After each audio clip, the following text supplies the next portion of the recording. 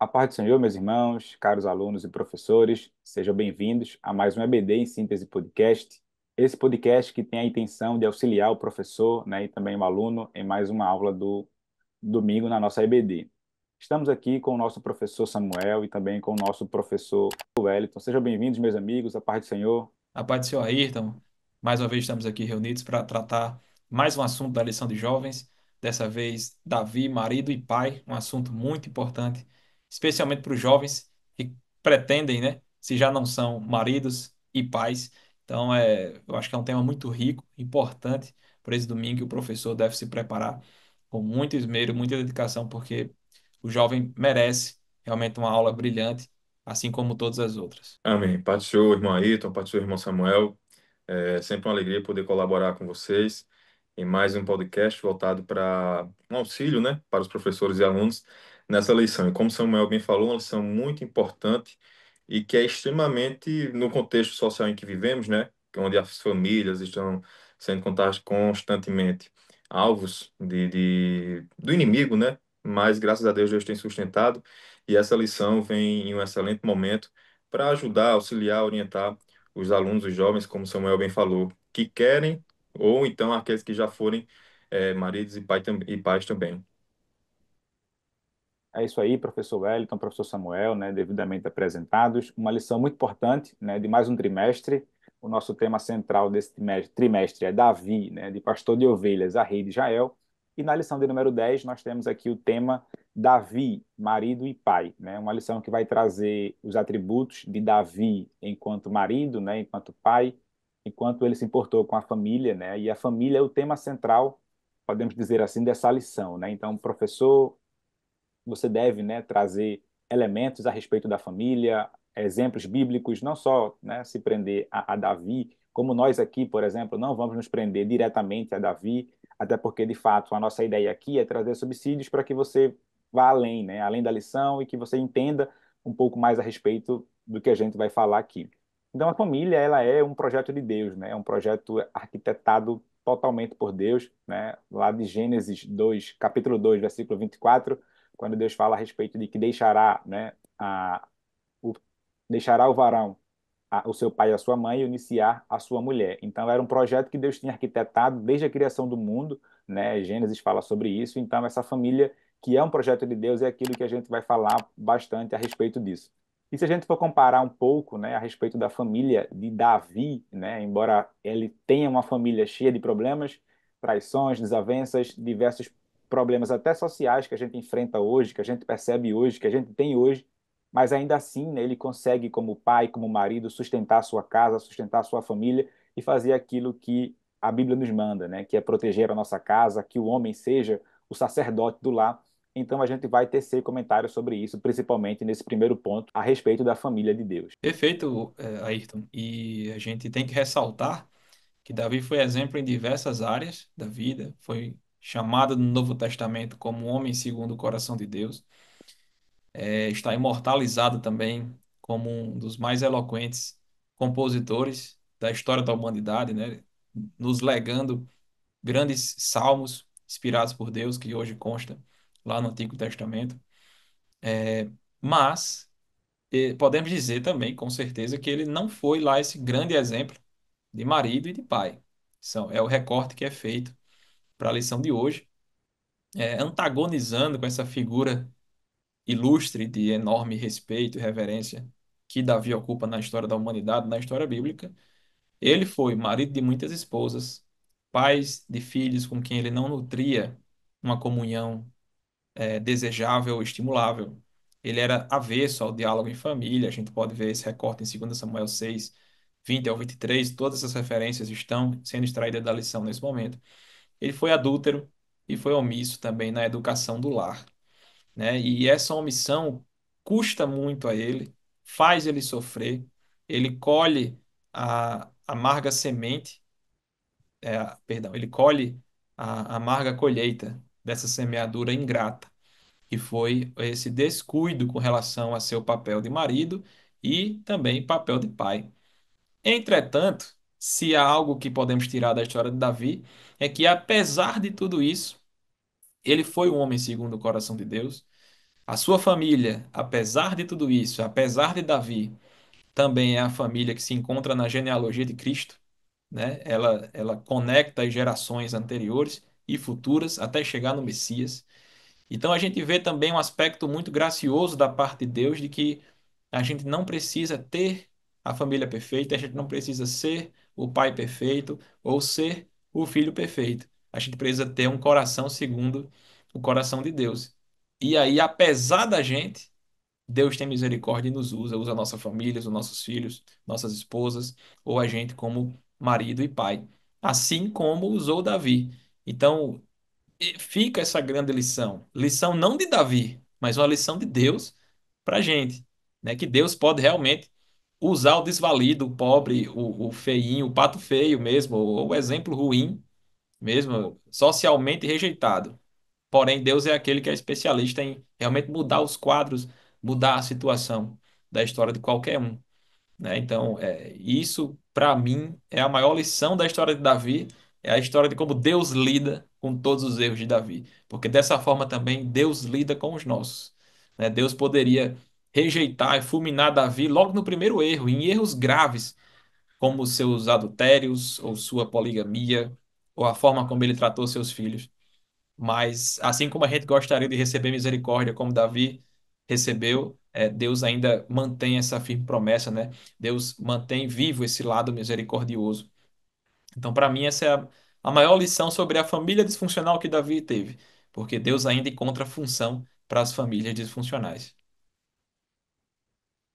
Perfeito, muito bem colocado por Samuel, o irmão Ayrton também. Família, como o irmão Ayrton falou aí, é um projeto de Deus, né?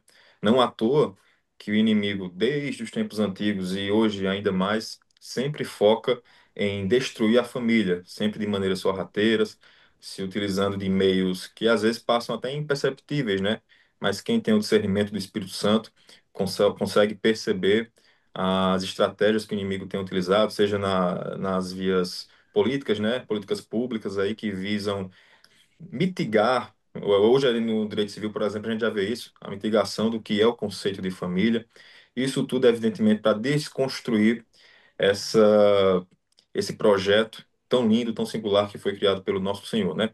E Davi é um exemplo no sentido do que Samuel falou, de que falhou, foi omisso em muitas situações, pagou um preço, e um preço muito caro, mas a gente vale pontuar que Davi não foi o único, né? Na Bíblia nós vamos ver, perceber aí muitos pais que foram omissos na criação dos seus filhos, foram negligentes, não souberam puxar o freio quando deveria puxar, não orientaram quando deviam orientar. O próprio Salomão, no tocante às mulheres, né, as suas relações, teve muitas mulheres e essas mulheres o afastaram do Senhor. A gente pode citar aqui também Eli, sacerdote em Israel, que tinha os seus filhos Ofni e Finéias, que ele não, mesmo sendo advertido, né, pelos líderes daquela época, de que os seus filhos estavam corrompendo os costumes, que estavam agindo de maneira contrária aos ensinamentos, ainda assim ele permaneceu calado, não tomou nenhuma posição e pagou um preço por isso. No entanto, eu citei aqui ele, a gente pode falar da Acabe e Jezabel, apesar que eram pessoas que já eram, tinham esse perfil de serem tendenciosas ao pecado, né? E criaram filhos também nesse caminho. A gente pode falar da filha de Jezabel, Atalia, que pôs fim à descendência real, né? Então, assim, todos esses são exemplos de pais que fracassaram, digamos assim, na sua função paterna. No entanto, o que Samuel pontuou agora no final, achei bem interessante, que Davi tem uma questão, uma característica a mais que a gente pode utilizar com o aprendizado, que é o arrependimento. Em Davi, nós podemos ver um arrependimento genuíno, um arrependimento verdadeiro, né? Tanto é que o Senhor, mesmo em meio a tudo isso, o Senhor ainda usou de misericórdia com Davi, ainda derramou da sua graça sobre ele, né? E como o Samuel falou também, Deus pode se utilizar e Deus pode mudar o quadro daquele que, aos nossos olhos, não teria condição alguma de ser uma pessoa de bem, de ter uma família estruturada. A família foi estruturada por alguma razão, mas Deus pode restaurar e mudar aqueles quadros que aos nossos olhos parecem até ser irreversíveis. Mas Jó, capítulo 14, 7, fala: porque há esperança para a árvore que, se for cortada, ainda se renovará e não cessarão seus renovos. Se envelhecer na terra a sua raiz e o seu tronco morrer no pó, ao cheiro das águas brotará e dará ramos como uma planta. Então, como Samuel falou, e só reforçando, não há causa perdida para Deus. Então, no contexto que estamos falando aqui sobre família, não há família perdida, não há projeto perdido que o Senhor não possa restaurar. Evidentemente, depende muito do nosso arrependimento genuíno, da nossa busca verdadeira e genuína ao nosso Senhor. Perfeito, Wellington.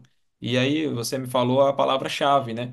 Apesar de tudo isso, Davi é encontrado, além de errar, se arrependendo diversas vezes. Então, há registros bíblicos de buscas intensas por parte de Davi, buscando a restauração, o arrependimento, restauração da comunhão que havia se perdido, que se havia maculado pelo pecado.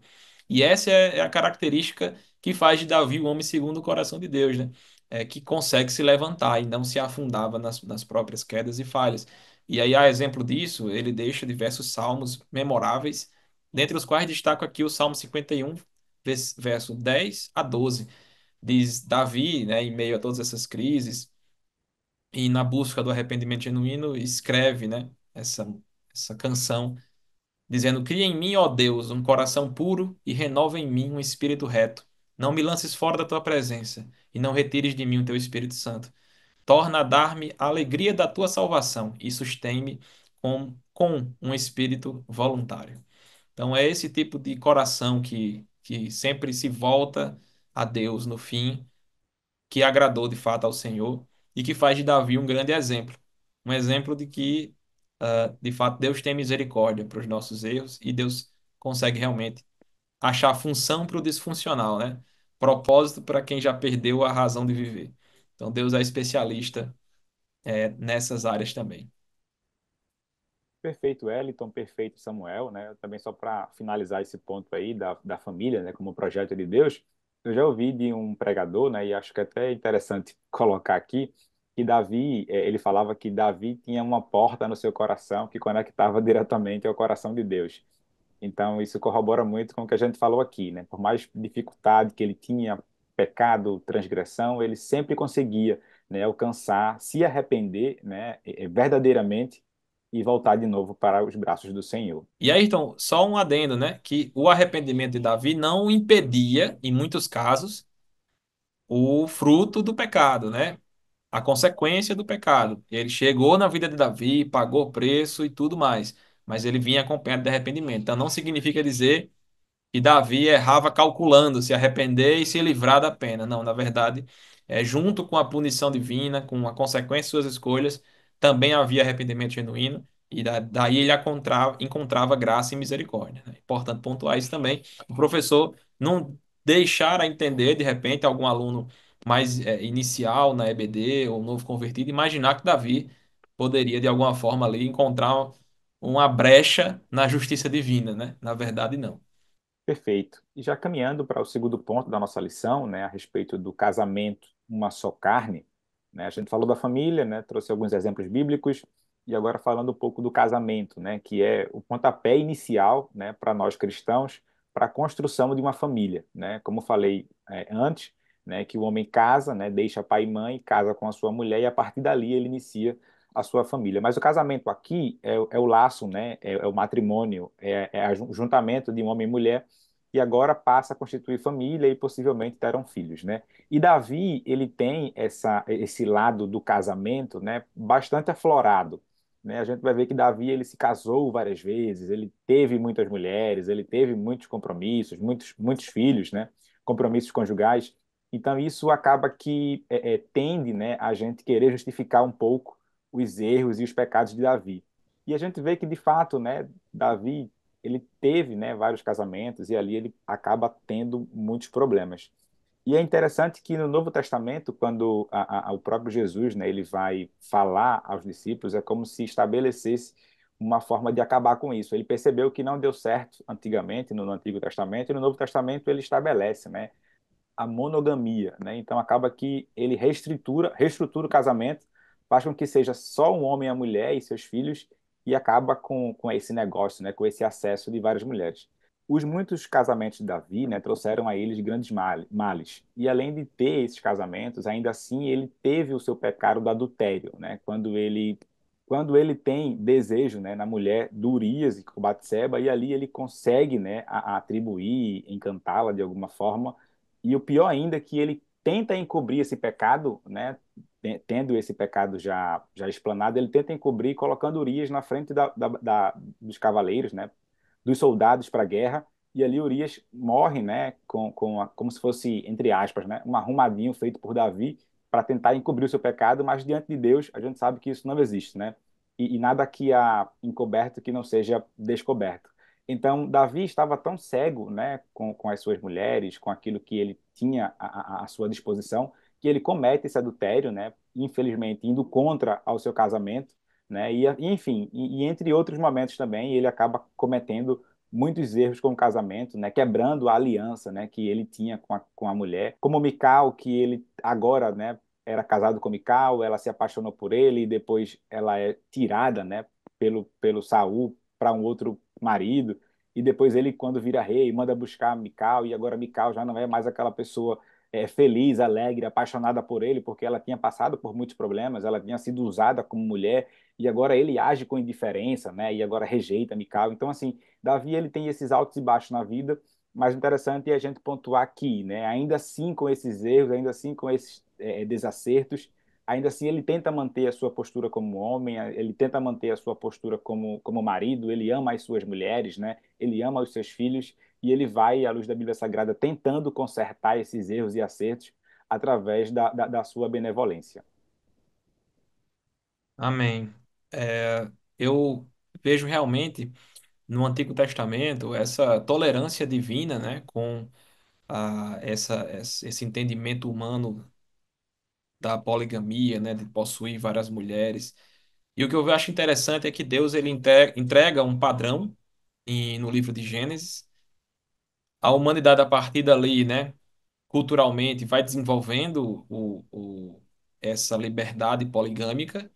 E isso vem sendo suportado por Deus e a humanidade não aprende com esses erros, né? A gente mencionou aqui a história da poligamia de Saul, a questão também da irresponsabilidade paterna de Eli, e todas essas histórias e outras tantas outras que são mencionadas antes de Davi, antecedem ele e com certeza eram estudadas, eram objetos de estudo, enquanto a sua formação de rei de Israel. E já deveria ser o suficiente para qualquer um mais sábio aprender com os erros do passado, né, de quem passou antes e já se abster da poligamia, buscar ser um pai diligente, né? Então, mas de fato, isso não ocorre, infelizmente, na vida de Davi. Seu filho, Salomão, também incorre nesse pecado da poligamia e colhe amargos frutos em relação a isso também.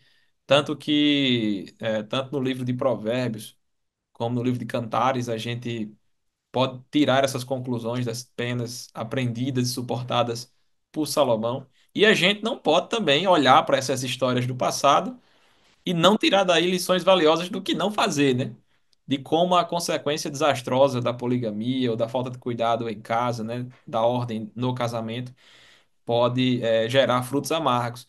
E aí no Novo Testamento a gente vê uma preocupação dentro da revelação progressiva de Deus à humanidade em clarear ainda mais essa questão. Na verdade, como a Ayrton muito bem mencionou, e aqui eu me refiro especialmente a, a Efésios capítulo 5 a partir do versículo 22, onde a gente vai encontrar os deveres domésticos ou deveres conjugais na Bíblia.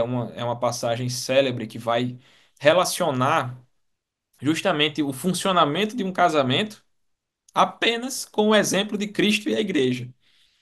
Então a gente vê que o casamento na Bíblia é algo muito sério. E ele diz: olha, vamos clarear aqui para vocês entenderem. Sabe, Cristo e a igreja, pronto, assim será dentro do casamento.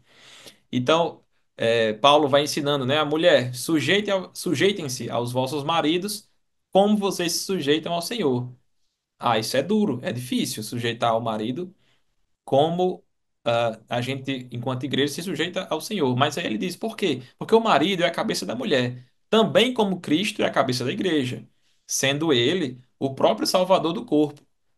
Então, quer dizer que o parâmetro, a régua, está muito alta. As comparações que Paulo faz é desse relacionamento profundo e santo de Cristo e a igreja, né? E aí no 25, para os maridos que achavam que estava tudo bem, parar de ler o capítulo no versículo 23 e se colocar no lugar de Cristo, Paulo vai explicar, ele diz, ó, vós, maridos, amem vossas mulheres, como também Cristo amou a igreja. E olha o exemplo, e a si mesmo se entregou por ela. Está disposto a morrer numa cruz, pregado depois de ser açoitado por sua esposa? Então, se você estiver sinceramente disposto, sua esposa deverá e se sentirá muito feliz em sinceramente se sujeitar a você, marido, como também ela se sujeita à igreja. Eu tenho certeza absoluta que para um marido desse, a esposa estará feliz em se sujeitar. Fora desse padrão, há uma quebra na reciprocidade aqui do exemplo bíblico, né? Então a gente vê de fato como progressivamente ao longo da história o casamento é entendido cada vez mais como uma instituição santa, estabelecida por Deus, não foi a sociedade, não foi outra, outro ser, senão o próprio Deus, que tem a ideia do casamento, a ideia da família, e isso vem ganhando peso ao longo da revelação, né? E fica ainda mais evidente lá em Gênesis capítulo 1, versículo 26, quando ele está criando dentro dos seres viventes e que vai criar o homem. E Deus diz: façamos o homem à nossa imagem, conforme a nossa semelhança. Né? Então, você tem o parâmetro de criação divina da humanidade e você já vê desde o princípio esse parâmetro com relação à humanidade, seu relacionamento, com relação ao parâmetro das coisas divinas, das coisas do céu. Então, a imagem de Deus é posta na humanidade, né, como coroa da criação, e aí ele dá um mandato cultural: domine os peixes do mar, domine as aves do céu, gado sobre toda a terra. No 28 ele já vai abençoar a humanidade e continuar esse mandato, né? Além de dominar toda a criação, ele é mais específico e manda frutificar e multiplicar e encher a terra. Se havia dúvida, encha a terra, multipliquem-se e sujeite-a. Domine, aí ele repete, né? Domine sobre o peixe do mar, sobre as aves do céu e sobre todo animal que se move sobre a terra. Então Deus ele une o homem e a mulher. Primeiro ele os cria conforme a sua imagem, como coroa da criação, e a partir dessa criação ele dá o dever cultural de encher a terra e dominá-la. É como se ele dissesse: eu quero que a minha imagem se espalhe por sobre todo o globo da terra, sobre toda a criação, e vocês a dominem, como eu domino a terra. Ele está sempre colocando a referência de si mesmo na humanidade para a criação. Então, Deus, nesse ato criativo e nessa bênção dispensada à humanidade, delega ao homem e à mulher um mandato cultural de exercer dominância, de exercer, de frutificar, de se multiplicar sobre a face da terra, espelhando e multiplicando a imagem de Deus. E aí a gente tem que manter fidelidade a esse padrão que é impresso desde a criação e progressivamente mais consolidado durante a revelação bíblica. E de forma que nós hoje, que já temos o cânon fechado, a revelação completa, a gente não tem como se excusar ou negar conhecer, ou principalmente quem participar dessa aula próximo domingo, pode dizer a Deus: eu não sabia que eu tinha esse dever. Eu não sabia que eu fui chamado por Deus a me unir com a minha esposa em uma só carne, com o objetivo de dar frutos, de multiplicar, dominar a terra, espelhando a imagem do Criador em mim. E o parâmetro desse relacionamento marital, conjugal, é o parâmetro de Cristo e a igreja, uma sujeição e dominação em perfeito amor, uma servidão incondicional aliada a um amor incondicional que permite uma entrega também pela igreja, que permite uma entrega do marido pela sua esposa. Então Deus ele cria essa hierarquia, o homem e a mulher são iguais diante de Deus e diante da sociedade. Entretanto, no seio familiar, Deus cria uma hierarquia para proteger o segundo lugar. Eu acho que isso é interessante também o professor trazer, porque realmente o Wellington abriu o podcast de hoje falando sobre as investidas do mal, as setas do maligno sobre a família, e um dos argumentos mais comuns que o movimento feminista tenta usar, por exemplo, para desequilibrar e desconstituir a ideia de família tradicional é justamente essa ideia da submissão feminina, ou seja, eles não passam do versículo inicial de Efésios 5, eles não entendem a complexidade teológica com que essa comparação é estabelecida, e eles tiram esse texto do contexto para usar de pretexto para inventar essa história de que a mulher é uma coitadinha submissa, que não tem capacidade, que não tem condição e que o marido deve dominar a mulher porque é a cabeça e tudo mais. Então, uma má teologia, uma má interpretação gera esse tipo de entendimento totalmente equivocado. Na verdade, no meu ponto de vista, quando Deus estabelece essa hierarquia dentro da família, lembrando que fora dela, homem e mulher são iguais, mas marido e mulher, Deus cria uma hierarquia porque, na minha visão, para proteger o segundo lugar. Porque perceba que a mulher é a única dentre nós, e aí não há ideologia de gênero que mude isso. Lamento dizer para alguns, mas eu tenho certeza nessa convicção de que, independentemente de qualquer ideologia, a mulher é o único da nossa espécie que consegue ter a bênção de gerar. A bênção da multiplicação desse mandato cultural só existe na mulher, e na mulher com um homem. Então, o mandato divino para procriação e multiplicação e geração, edificação de uma família, só é possível através do ventre de uma mulher. Então, o componente mais importante dessa relação, no meu ponto de vista, que sou marido e sou pai há 2 anos, eu vejo que é a minha esposa. O agente, o jogador mais precioso, mais valioso neste jogo da vida, de constituir uma família, de cuidar de uma criança, não sou eu, é minha esposa. E reconhecer isso é imposto pela Bíblia para mim. Eu preciso entender que meu papel de marido e de pai, posteriormente, ele é dado por Deus. E é dentro dessa perspectiva divina e ordenada por ele desde a criação e melhor explicada do Novo Testamento, né, a partir da revelação total bíblica, é que os papéis ficam bem distribuídos, né, bem estabelecidos. E, de fato, a gente, enquanto marido, né, aqui a gente tem, graças a Deus, 3 professores que foram formados na igreja, no seu evangélico, e puderam ver isso também, graças a Deus, dentro de casa, enxergam que realmente o dever marital bem estabelecido de um marido que aprende esse princípio bíblico e ama a esposa como Cristo ama a igreja e tem na esposa esse entendimento também que pode se submeter, que pode permitir que o capitão, né, do barco, o marido, possa desempenhar e delegar ali determinar, aliás, o rumo daquela embarcação familiar, ela consegue se submeter com tranquilidade e consegue usufruir da bênção de ser o segundo lugar, da bênção de deixar o marido sofrer as agruras, atravessar as tempestades, enquanto, na medida do possível, ela está em segurança, gerando, cuidando, multiplicando, frutificando, né, tanto sua casa enquanto filhos, tanto também o próprio marido que sem a mulher é misericórdia. Eu tenho certeza que não há um marido que diga que estaria melhor sem sua esposa, né? Segundo o coração de Deus aqui. Então, essa é uma verdade que deve ser estabelecida em sala de aula. É um assunto vastíssimo. Falar sobre casamento, sobre ser uma só carne, já dá uma revista inteira, quanto mais um recorte de uma lição. Então, eu já encerro aqui essa minha contribuição neste tópico. Já abro aqui e franqueio a palavra para o Wellington também tecer seus comentários.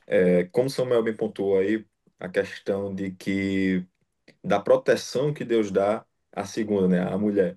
Eu achei muito interessante, porque é, pontuaram aqui um pouco sobre a questão da poligamia e tudo mais, e se nós voltarmos um pouco no tempo, analisarmos o Velho Testamento friamente, nós vamos ver que muitas das situações que eram descritas ali era Deus protegendo a mulher. Muitas decisões tomadas ali no Antigo Testamento, a gente tem que analisar no contexto cultural e histórico daquela época, e nós vamos ver que nas entrelinhas ali, o que Deus está querendo é proteger a mulher, né? Tanto que quando chegamos no Novo Testamento, já é uma outra história, já é uma outra cultura, nós vamos ver que algumas posições acabam sendo, não que são mudadas, mas passam a ser daquela maneira ali. No Velho Testamento tem essa finalidade, a proteção da mulher, se nós analisarmos isso, né? Até a questão de quando as mulheres estiverem nos dias das regras, da sua regra, ela ficasse afastada justamente para proteger a mulher, porque ela ficava muito vulnerável nessa época, né? Até a questão do divórcio, que o Senhor criou algumas questões no Velho Testamento, é para proteger a mulher também. Então, assim, tudo o Senhor sempre visou isso, a proteção da mulher. Isso se perpetua até os dias de hoje também. Pontuaram sobre adultério, eu lembrei do que está escrito lá em Provérbios 6:32. Mas o homem que comete adultério não tem juízo. Todo aquele que assim procede, a si mesmo se destrói. Eu não quero me aprofundar na questão do adultério.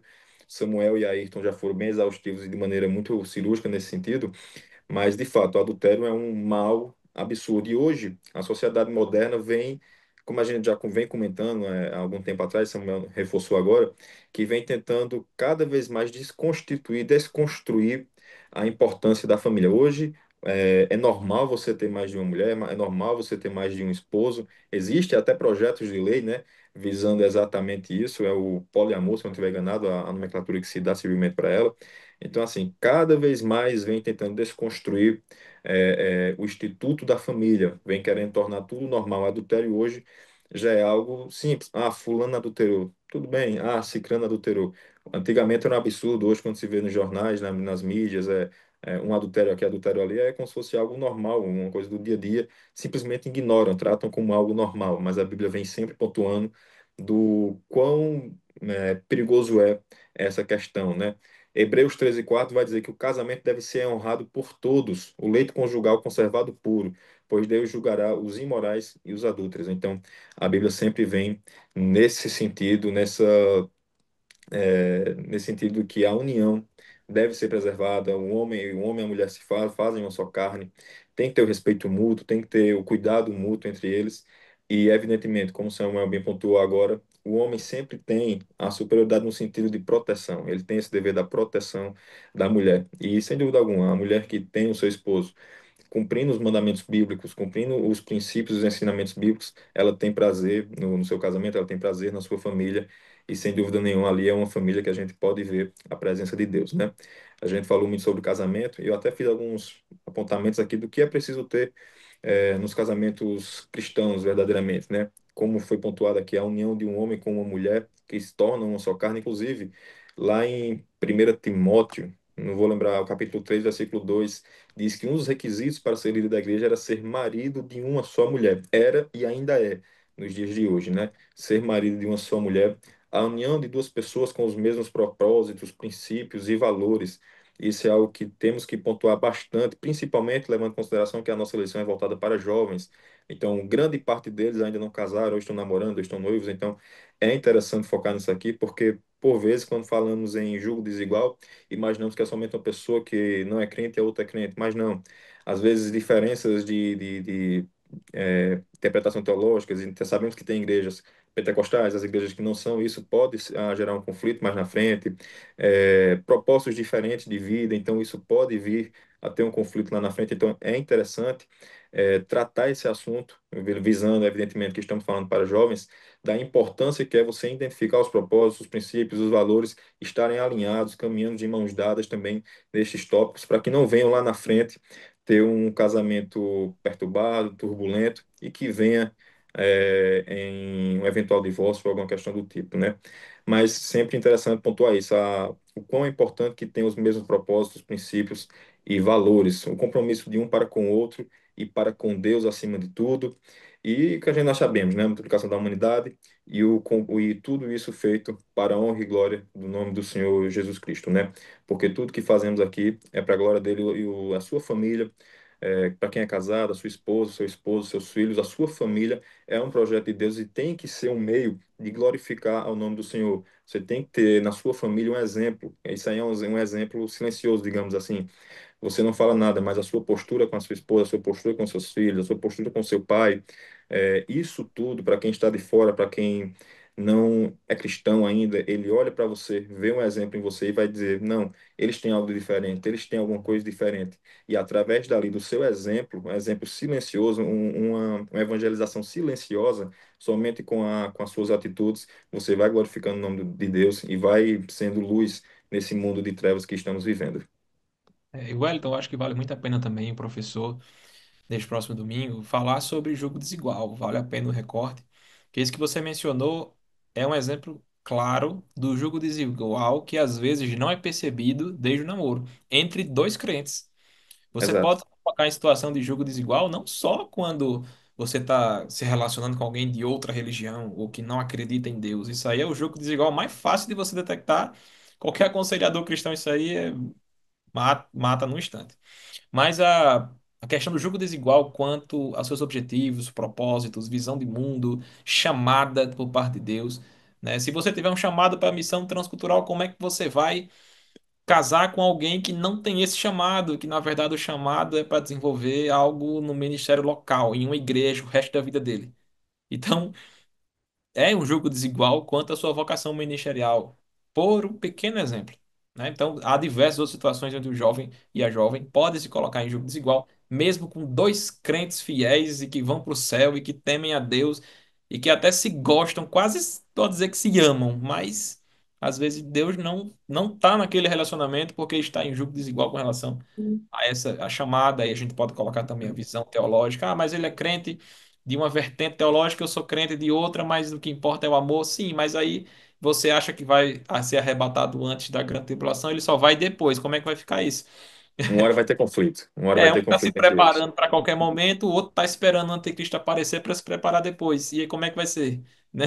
Um crendo. Isso gera até confusão nos seus filhos, né? Quem é que vai É ensinar o verdade. quê? Vai criar filhos confusos. E no final das contas, mente vazia se torna sendo inimigo, né? Como a gente costuma dizer. Exato, a sabedoria popular já dizia.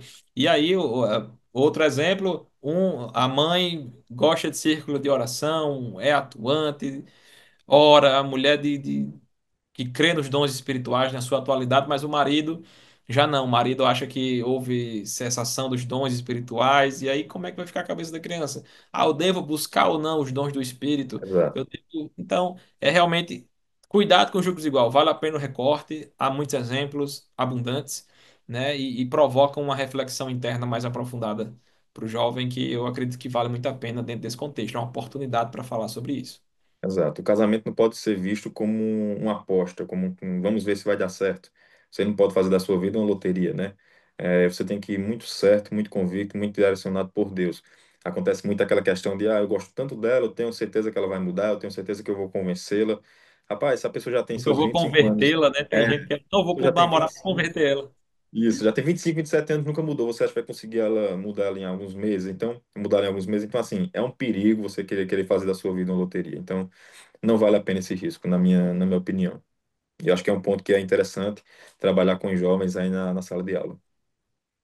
É mais provável, né, você como jovem até perder, né, o seu compromisso cristão, a sua salvação ali, do que realmente conquistar aquela pessoa que vive em julgo desigual, né? Então, só para corroborar sobre esse ponto. Então, caro professor, né, já partindo para o nosso terceiro ponto e possíveis considerações finais, né, nós apresentamos aqui a família como um projeto de Deus, agora o casamento como pontapé inicial para que, de fato, essa família possa ser constituída. E agora, nesse terceiro ponto, vamos falar sobre os filhos, né, os filhos que são heranças do Senhor, né? E no terceiro ponto, sobre isso, sobre filhos, sobre herança, a gente vê de que Davi, né, ele teve a principal a alegria, digamos assim, de ter a sua casa cheia, né? Davi foi um homem que teve muitos filhos e aí ele pôde presenciar dessa alegria de ter a casa sempre cheia, muitos filhos, muito choro, muita risada, muita alegria, né? E a gente pode entender também que o filho, né, principalmente o primeiro, né, o primeiro filho, o primogênito, é a principal alegria do casal, né? Que se prepara, que esperou, que se planejou para que pudesse se realizar e ter aquele filho. Então, quando os filhos vão nascendo, né, a responsabilidade do pai e da mãe também aumenta, né? E com Davi não foi diferente, né? Muitos filhos e ali agora ele passa nesse primeiro início como pai, né, por muitos problemas, porque afinal de contas ele não foi, né, o melhor pai ou o pai mais presente, digamos assim, para os seus filhos, né? E ele poderia ter priorizado, né, pelo seu poder hierárquico, pelo seu poder no reinado, né, por ser o rei, ele poderia sim priorizar os seus filhos, ele poderia sim ter uma atenção mais voltada para eles, mas ele, pelo contrário, né, ele preferiu agir de forma negligente com os seus filhos, com a criação deles, né, e não teve essa atenção que ele deveria ter. E isso vai levando, né, essa falta de atenção, falta de amor, falta de carinho, falta de cuidado, vai levando com que ele tenha, né, na sua vida, na sua família, as consequências, né, dessa paternidade. E até achei interessante a expressão do comentarista na lição de que ele teve a consequência de uma paternidade disfuncional, né? Ele tinha tudo para dar certo, tinha tudo para fazer dar certo, mas ele acaba agora se entregando, né? E entre os exemplos que a gente vai ver ao longo da lição e da Bíblia Sagrada, né, pegando um pouco a respeito aqui das suas frustrações, por exemplo, né, o incesto e a violência de Amon e Tamar, né? E assim, é interessante de que isso pesa tanto, né, na vida de Davi, da sua história, né? E depois vem com a vingança de Absalão matando Amon. Então, assim, você acaba tendo essa responsabilidade, esse peso sobre a sua família, né? O golpe de Estado realizado por Absalão, né? A tentativa de golpe de Adonias. Então, tudo isso são tristes eventos, né? Que vai acarretando na vida de Davi por ele não ter priorizado o início, por ele não ter priorizado a criação dos seus filhos, por ele não ter entendido que deveria, sim, ter atenção, ter dado atenção àquilo, né? E aí a minha consideração para esse ponto, né, no sentido de nós cristãos, jovens que estarão ouvindo a nossa aula, né, que estamos aqui preparando, falando, é que de fato nós precisamos orar, né? A oração ele é um caminho muito importante para que a gente de fato possa ter em Deus a segurança de conservação da nossa família, né? O mundo ele vai lutar contra isso, né? A gente vê aí no mundo, né, na mídia, no momento que a gente vive, a gente está vivendo aí a febre, né, dos bebês reborns, né? Que são bebês Hum. que são criados, que são feitos ali em fábrica que até fala, na verdade, mas não tem sentimento direto, né? Até chora, faz as suas necessidades fisiológicas ali, né, minimamente falando, hora de tomar remédio, hora de beber água, hora de dormir, e isso vai totalmente contra, né, a nossa ideologia de família, de ter filho, né, que é marido, mulher, que é ter filho, que é a alegria de você pegar no braço alguém que de fato foi gerado por você, né, pela sua família de modo geral. Então a gente precisa orar para que de fato Deus preserve a nossa família. Né? Orar para que Deus desperte jovens também que tenham essa vontade, né, de casar, de ter família, porque dentro da igreja até, né, a gente no convívio social hoje, né, as pessoas, os jovens estão mais com medo, né, estão temerosos, né, então nós precisamos orar para que Deus de fato desperte nos jovens, né, a vontade de casar, a vontade de ter um bom casamento e quando se casar, que de fato tenham bons filhos, né, a gente vê na sociedade, além do bebê reborn, por exemplo, né, isso vem para substituir o papel do filho, né, e a gente vê também que as pessoas que têm, né, um animal, um pet, por exemplo, substituindo também a vontade do filho. Tudo bem que é um animal que a gente gosta, né, não tem problema, mas que isso não substitua, né, a vontade de você, de fato, gerar filhos, né, e fazer com o que a Bíblia fala, né, crescer e multiplicar. Então, claro que assim, a gente está falando de ter filhos com responsabilidade, né? Que você de fato priorize, que você de fato tenha tempo, que você de fato possa dedicar tempo na criação do seu filho, mas que de fato a oração é o caminho para isso, para que Deus desperte as pessoas para que se casem, né, e consequentemente tenham filhos. Verdade, perfeita colocação, Ayrton. Esse caso da bebê reborn, eu fico incrédulo, inacreditável. O pessoal levando o bebê reborn em fila de SUS, isso é. O diabo é o cão mesmo, só digo isso. Isso é loucura. Mas, dentro desse tópico também, né, sobre os filhos serem a herança do Senhor, eu sou muito grato a Deus por estar vivendo, essa etapa da vida de um homem, né, de poder ter sido pai já há 2 anos. Meu filho completou 2 anos esse mês de maio de 2025, que passou. E realmente a gente é feito para isso. O casamento é feito para multiplicar.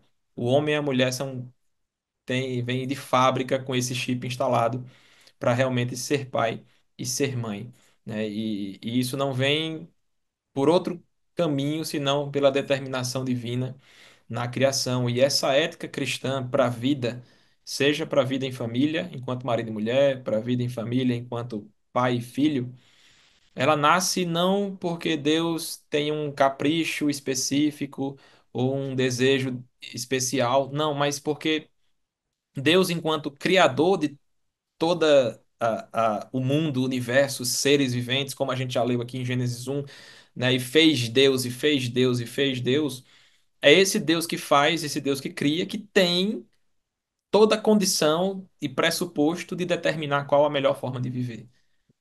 É o capítulo 1 de Gênesis que fundamenta toda a ética cristã.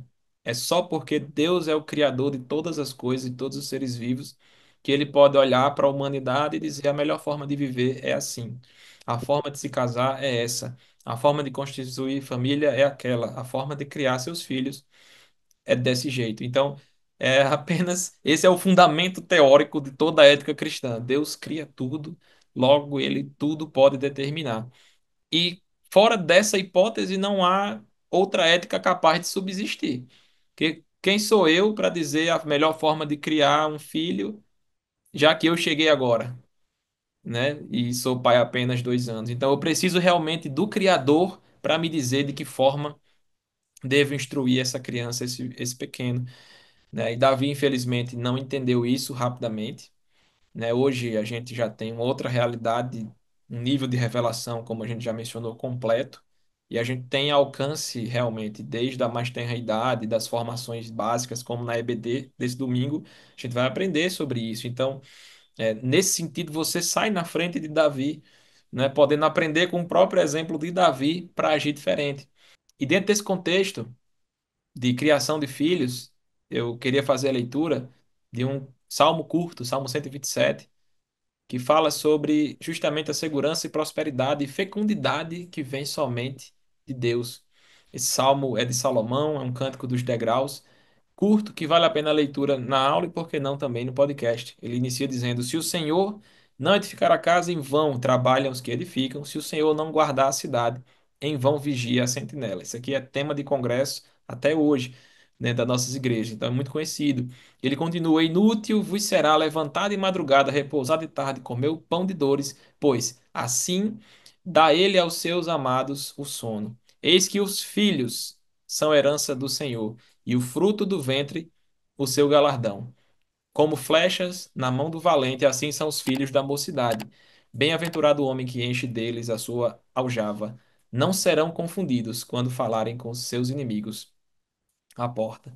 Então a gente vê aqui a bênção que é receber essa herança divina por parte de Deus, que são os filhos, né? E bem-aventurado aquele que enche deles, desses filhos, a sua aljava, né? Ele traça aqui o paralelo também com o filho como flecha na mão de um valente. Então, desde o princípio, a Bíblia coloca a figura paterna e materna, né, como esse valente que projeta seu filho para frente, né? Nessa analogia do céu, o salmista no 127, ele coloca os pais puxando, né, nessa figura, essa flecha, se é seu filho, ele prepara essa flecha, tensiona o arco e solta e projeta. E nessa analogia, né, o valente sempre projeta a flecha para o alvo e distante dele. Porque senão ele estaria usando uma espada e não uma flecha. Então o alvo está longe, o objetivo está longe, além do valente, além dos pais, e os pais projetam os filhos para frente. E ao mesmo tempo, esse também é um desafio dos filhos, que é seguir essa trajetória impulsionada pelos seus pais. Os pais de lançar e os filhos de ir até o alvo. Porque a gente tem o dever de fazer mais que nossos pais. E aí é muito difícil, porque a gente reconhece nos nossos pais a bênção de Deus, a graça de Deus, o desempenho de um ministério, de uma vida cristã centrada e íntegra, né? E isso é um privilégio, não é para todos, mas alguns têm esse privilégio e podem se sentir desafiados por essa leitura do versículo. Ah, mas eu tenho que fazer mais que ele, mas meu pai vai para o culto todos os dias. Talvez você tenha um desafio maior de fato a seguir. Você tem um exemplo em casa de alguém que é fiel na assistência aos cultos. Ah, mas minha mãe não falta círculo de oração. Talvez a gente devesse aprender mais com sua mãe, não faltar os círculos de oração. Então a ideia é que a família funcione como um centro de treinamento de Deus. Os pais treinando seus filhos para a vida, preparando essas flechas e lançando elas distantes. E se você, como eu disse, se sentiu desafiado por esse versículo bíblico, sinta-se desafiado, que é para isso mesmo que ele foi escrito, que é para que a gente se sinta na obrigação de fazer mais que os pais, né, e de cumprir esse mandato bíblico de também ir adiante, ir ao alvo e além. Então, os filhos são como flecha, os filhos são como herança do Senhor para a vida dos pais. Eu hoje posso viver isso, pela graça de Deus, eu vejo como é feliz ter um filho. Ter filhos é um mandato bíblico, a gente deve sim querer ter filhos. Ah, mas eu não quero. Eu digo, vamos orar para mudar a sua mente, seu coração, porque é bíblico, a gente tem o dever de cumprir esse mandato, a gente está indo contra o Senhor quando a gente pode, por sentimentos egoístas, mesquinhos, por não querer mexer, sofrer as mudanças do corpo, ou os desafios da paternidade, sejam eles emocionais ou financeiros. A gente não tem autorização bíblica para se apegar a essas desculpas que não são motivos para não ter filhos. Se você já é infértil, ou seu companheiro é infértil, aí já não é uma desculpa, é um motivo, mas que também a cura, a milagre, a obra divina amplamente acontecendo na igreja do Senhor. São diversos casos em que a medicina diz não dá, e Deus diz, é só o que eu queria, era um médico dizendo que não dá para dizer que dá e para ter um filho. Então que a gente busque a paternidade responsável, não a disfuncional, a que a gente possa aprender com os erros de Davi, com os acertos de outros grandes pais, especialmente porque a paternidade, a gente estava conversando aqui antes do briefing, quer dizer, no briefing, antes do podcast, sobre como também Deus configura, assim como no casamento, a relação ali, parâmetro entre Cristo e a igreja, na paternidade há um elemento espiritual muito importante, porque Deus escolhe se revelar como Deus Pai para a humanidade.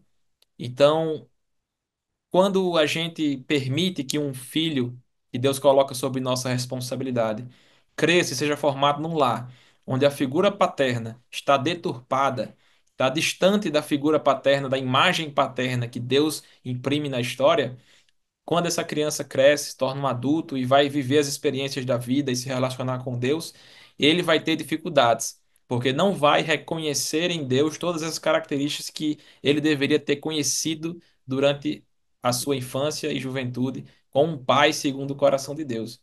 Então, um dos propósitos da paternidade é emular essa ética, esse caráter divino de Deus Pai dentro de casa para que a criança receba amor, misericórdia, compreensão, e não o contrário disso, para que quando ele chega na igreja ele diz: Eu sei o que é esse Deus aí, eu estou entendendo essa imagem, eu sei quando Deus diz: Eu sou seu pai.